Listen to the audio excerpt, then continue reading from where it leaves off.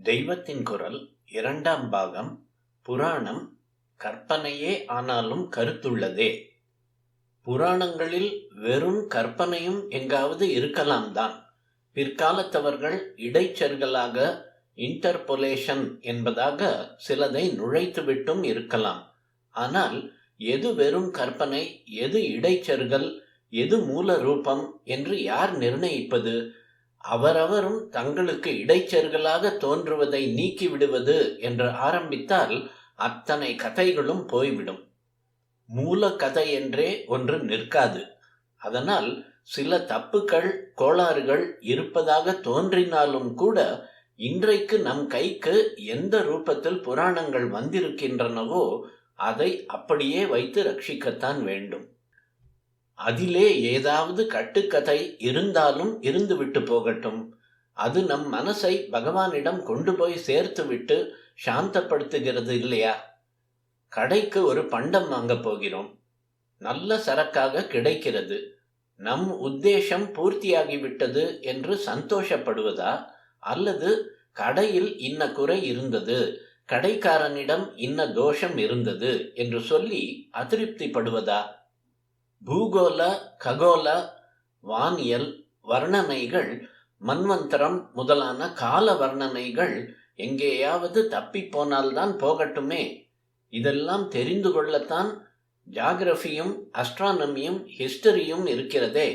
ஜாகிரபியிலும் ஹிஸ்டரியிலும் அஸ்ட்ரானமியிலும் கொடுக்க முடியாத பரமாத்ம தத்துவத்தை, பக்தியை, தர்மத்தை சொல்கிற லட்சியத்தை புராணம் பூர்த்தி பண்ணுகிறதா இல்லையா? திரேதாயுகம் என்று அத்தனை லட்சம் வருஷம் முன்னாடி ராமர் இருந்திருக்க முடியாது.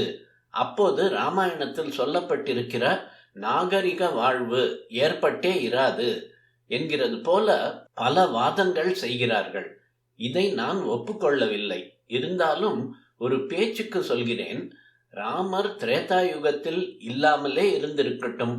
இப்படியே அதற்கு முந்தி கிருத யுகத்தில் நடந்ததாக சொல்லப்படும் கதைகள் அவ்வளவு பூர்வ காலத்தில் நடந்திருக்காமலே இருக்கட்டும். எல்லாம் ஒரு 7000-8000 வருஷத்துக்குள் நடந்தது என்றே வைத்துக் கொள்ளலாம்.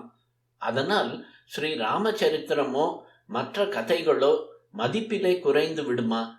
அவற்றால் நாம் பெறுகிற படிப்பினை கெட்டுப்போய் விடுமா?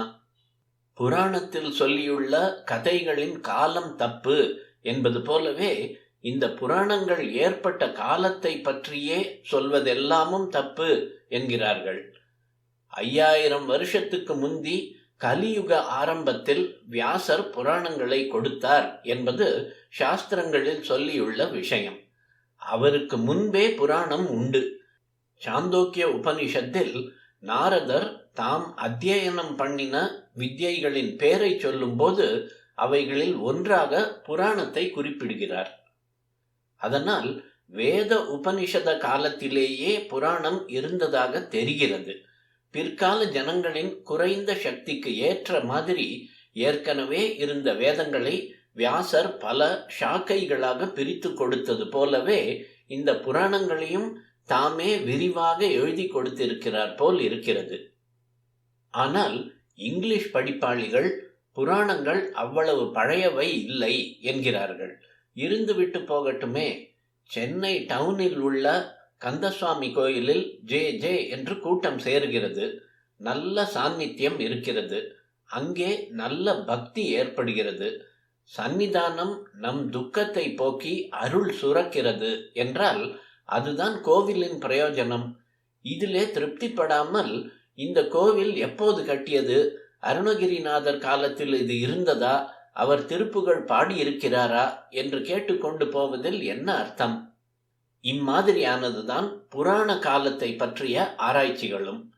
நம் மன அழுக்கை, சித்த மலத்தை போக்குவதுதான் புராணங்களின் லட்சியம் என்பதை நினைவில் வைத்து பயபக்தியோடு படித்தால் இப்போது எழுகிற அநேக ஆக்ஷேபங்களுக்கு இடம் இராது.